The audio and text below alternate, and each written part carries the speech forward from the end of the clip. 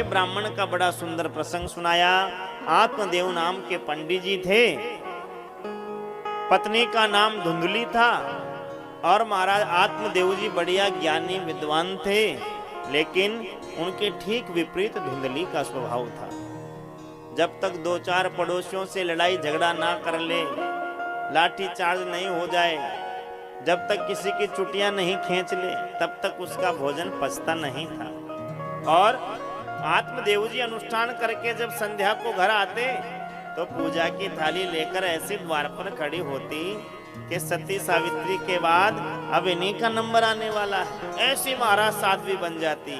लेकिन भगवान को तन की सुंदरता अच्छी नहीं लगती, भगवान को मन की सुंदरता अच्छी लगती है। आप तन कितना भी सुंदर बनाकर भगवान के पास चले जाओ, भगवान देखेंगे नहीं। और तन सुंदर हो या ना हो, यदि मन सुंदर बना लिया तो भगवान की दृष्टि आप पर अवश्य पड़ेगी, भगवान आपको अवश्य देखेंगे। क्योंकि भगवान कहते हैं, निर्मल मन जन सो मोहि पावा और मोहि कपट छल छिद्र न भावा।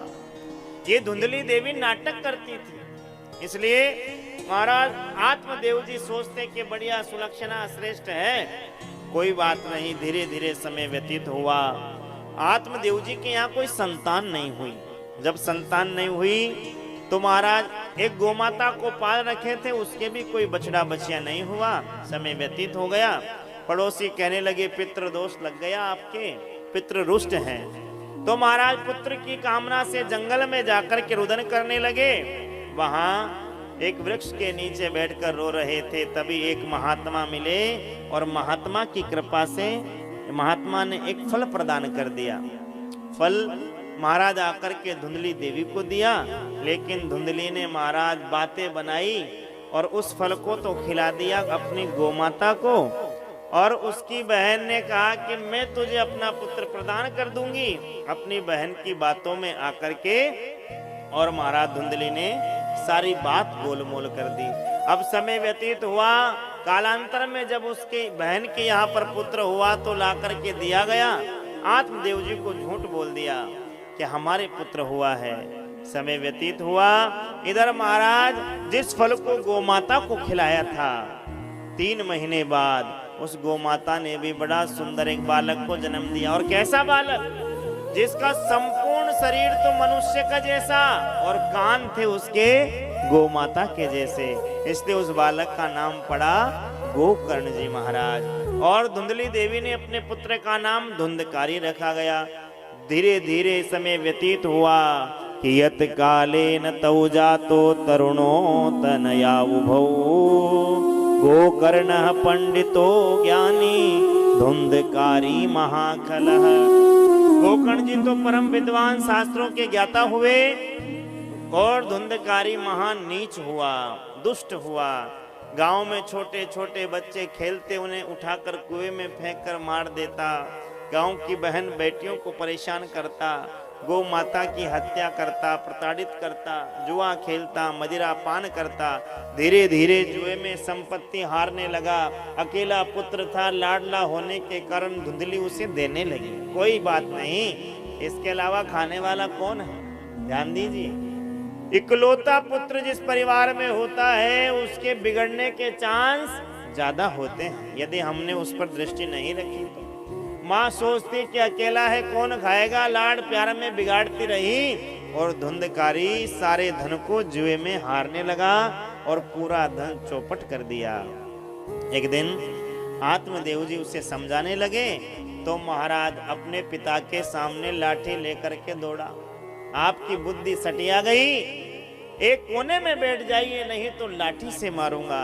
अब तो आत्मदेव जी को बड़ी गिलानी हुई। आत्मदेव जी ने सोचा कि एक दिन मैं पुत्र की कामना से रो रहा था और आज इसलिए रो रहा हूं कि ऐसा दुष्ट पुत्र मेरे क्यों आया। तब गोकर्ण जी का आगमन हुआ। गोकर्ण जी ने कहा पिताजी क्यों रो रहे हो, तो सारी बात बताई। बेटा मैं ऐसे ऐसे जंगल में गया, एक महात्मा मुझे मिले, महात्मा जी ने खूब समझाया लेकिन मैंने बात मानी नहीं और आज इसलिए रो रहा हूँ कि ऐसा दुराचारी पुत्र मुझे मिला है। तब महाराज गोकर्ण जी ने 2 श्लोकों में गोकर्ण गीता का बड़ा सुंदर उपदेश प्रदान किया। पिताजी, इस संसार में कोई भी सुखी नहीं है। हर जीव पे कोई ना कोई कष्ट अवश्य है। किसी ना किसी कष्ट से, किसी ना किसी दुख से सभी ग्रसित हैं। इसलिए 2 श्लोकों में बड़ा सुंदर उपदेश हम भी श्रवण करके आज की कथा को फिर यहीं पर विश्राम करके कल फिर महाराज भागवत के प्रथम स्कंद के प्रथम श्लोक में प्रवेश करेंगे। बड़े ध्यान से सुनिए। देहे स्तिमांस रुधिरे मैं भीतिं त्यजत्वं जाया सुतादिषु सदा ममता विमुञ्चत् पश्यानिशं जगदिदं क्षणभङ्गनिष्ठं वैराग्यरागरसिको भवभक्तिनिष्ठा। पिताजी, इस संसार में जीव को बांधने की 2 रस्सियां हैं। एक रस्सी का नाम है अहमता और दूसरी रस्सी का नाम है ममता। अहमता शरीर में होती है, इस देह में अहमता होती है। कैसे? कोई पद मिल जाए तो उस पद का अहम हो जाता है। मैं डॉक्टर हूँ, मैं कलेक्टर हूँ, मैं डीएम हूँ, मैं सीएम हूँ, मैं पीएम हूँ, ये सब पद हैं। इस शरीर को कोई पद मिल जाए तो इस शरीर में अहमता हो जाती है। मैं डॉक्टर हूँ, मैं इंजीनियर हूँ, मैं पंडित जी हूँ, मैं व्यास जी हूँ, मैं ये हूँ, मैं वो हूँ, ये सब इस शरीर का अहंकार है। और दूसरी है ममता। ममता किसमें होती है? इस शरीर के जो नाते हैं, इस शरीर के जो रिश्ते हैं, उन रिश्तों में ममता होती है। ये मेरा पुत्र है, ये मेरी पुत्री, ये मेरी गाड़ी, ये मेरा बंगला, ये मेरी जमीन, ये मेरा अकाउंट बैलेंस, ये सब महाराज ममता है। जबकि सबको पता है कि साथ जाने वाला कुछ नहीं, सब यहीं रह जाएगा, सब हमें छोड़कर ही जाना पड़ेगा। जिस जमीन के आज हम मालिक हैं और हम अपने आप को उसका जमींदार मानते हैं, न जाने हमसे पहले कितने लोगों के उस जमीन की रजिस्ट्रियां हो चुकी है। हमसे पहले न जाने वो जमीन किन किन लोगों की रह चुकी है। जब वो नहीं ले जा सके तो हम कैसे ले जाएंगे? सिकंदर ने पूरी दुनिया जीत ली, लेकिन मृत्यु जब सिकंदर की हुई तब उसके भी दोनों हाथ खाली थे। वह भी यही कह रहा था कि सारी दुनिया जीतकर मैं कुछ नहीं ले गया तो तुम कैसे ले जाओगे? इसलिए अहमता और ममता कभी भी इस शरीर से नहीं करनी, शरीर के रिश्तों में ममता नहीं करनी। तो फिर करना क्या है? आत्मदेव जी ने पूछा तो गोकर्ण जी कह रहे हैं, धर्म भजस्व सततम त्यज लोक धर्मा सेवस्व साधु पुरुषान जहि काम तृष्णान अन्यस्य दोष गुण चिंतन माशु मुक्त्वा सेवा कथा रस महो नितराम पिबत्वम। ध्यान दीजिए, धर्म भजस्व सततम त्यज लोक धर्मान। निरंतर धर्म को भजो, धर्म का आचरण करो, धर्म का आश्रय लो। और आगे लिखा है त्यज लोक धर्मान। ये जो लोक धर्म है, इस लोक धर्म को त्याग दो। लोक धर्म को त्याग दो। क्यों?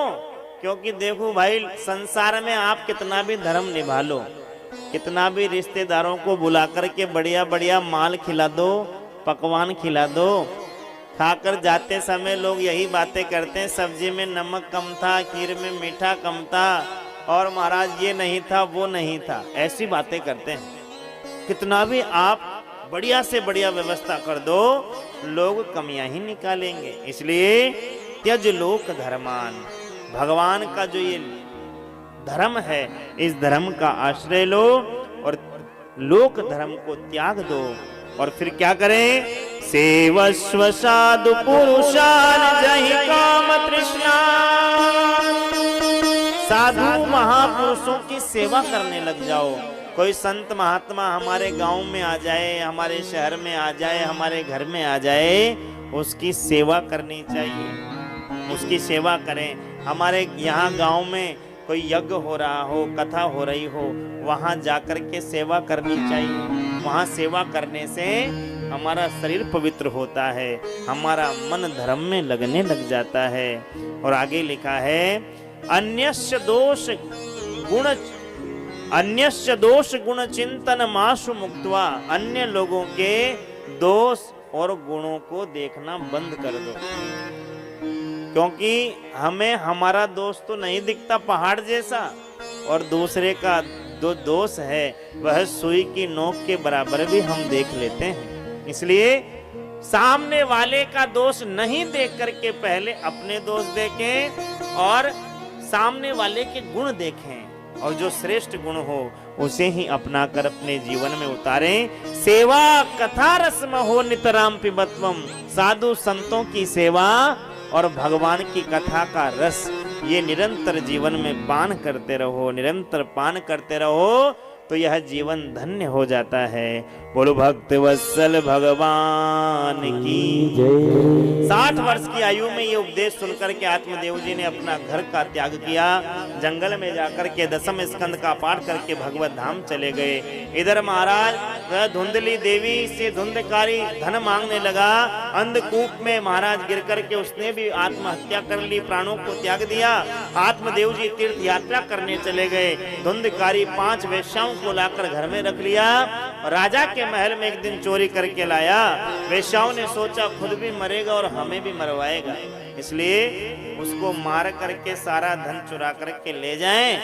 और जैसे ही महाराज नशे में, शराब के नशे में धुत होकर धुंधकारी आया, रस्सियों से बांध करके उसे खूब पीटा गया।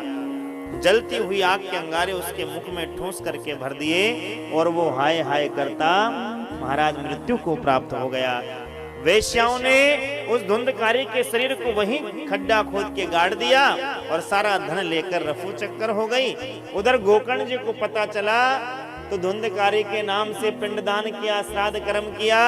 लेकिन जब अपने गांव पहुंचे तो धुंधकारी तो प्रेत बनकर के भटक रहा है। और महाराज धुंधकारी का प्रेत गोकर्ण जी से कहने लगा, अहम भ्राता त्वदीयोस्मि धुंधकारी नामत, स्वकीये नैव दोषेन ब्रह्मत्वं नाशितम्। मैं आपका भाई धुंधकारी, इतना परम विद्वान शास्त्रों का ज्ञाता जिसका भाई हो और वह प्रेत बनकर भटकता रहे, आप हमारी मुक्ति का कोई साधन ढूंढिए। तब सूर्य की गति को रुका करके गोकर्ण जी ने मुक्ति का उपाय पूछा। सूर्य नारायण ने कहा, श्रीमद् भागवतान मुक्ति सप्ताह वाचनम कुरु। श्रीमद् भागवत महापुराण से ही मुक्ति संभव है और कोई उपाय नहीं है। गोकर्ण जी ने जब देखा धुंधकारी के प्रेत को, तो गोकर्ण जी ने कहा कि भैया हमने सुना था तो आपके लिए हमने हरिद्वार जाकर तर्पण किया, गया जी जाकर पिंडदान किया और बद्रीनाथ जाकर ब्रह्म कपाली की, लेकिन फिर भी आप प्रेत बनकर भटक रहे हो। तब महाराज गोकर्ण जी से धुंधकारी ने कहा कि 100 बार भी यदि गया में जाकर पिंडदान कर दिया जाए तब भी मेरा कल्याण नहीं हो सकता है, मेरी मुक्ति का कोई उपाय बता ढूंढिए। तब सूर्य नारायण ने भागवत महापुराण की कथा को कहा। तो फिर गोकर्ण जी ने स्वयं कथा सुनाई, सारे ग्रामवासियों ने कथा सुनी और महाराज धुंधकारी का प्रेत एक बांस के वृक्ष में आकर के बैठा। प्रथम दिवस की कथा से प्रथम ग्रंथि फटी, दूसरे दिन दूसरी ग्रंथि फटी, 7 दिन में 7 ग्रंथियां फट करके दिव्य पुरुष प्रकट हो गया। भगवान का विमान प्रकट हुआ और भगवान के विमान में बैठ करके वह धुंधकारी भगवान के धाम चला गया। दिव्य रूप धरो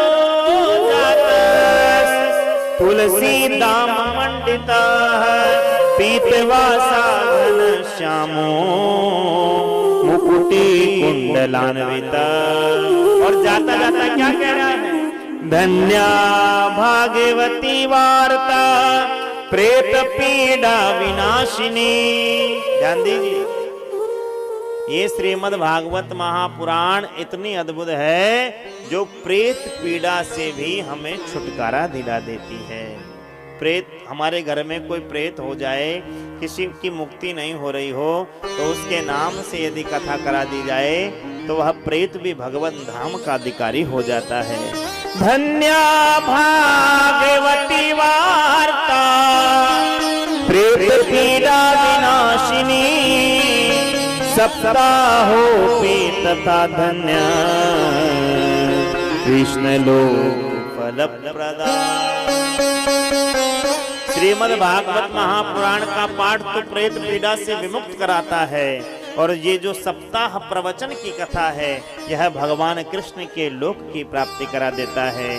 इसलिए सप्ताहोपि तथा धन्य कृष्ण लोक फलप्रदा। इस प्रकार जब विमान में बैठकर के धुंधकारी जा रहा था तो गोकर्ण जी ने पार्षदों से कहा, अत्रेव बहवः सन्ति श्रोतारौ मम निर्मला। यहाँ मेरे बहुत निर्मल श्रोता बैठे हैं और केवल विमान एक धुंधकारी के लिए आया। सबने कथा सुनी है तो सबके लिए विमान आना चाहिए था। तब कहा कि श्रवण में भेद होने के कारण ऐसा हुआ है।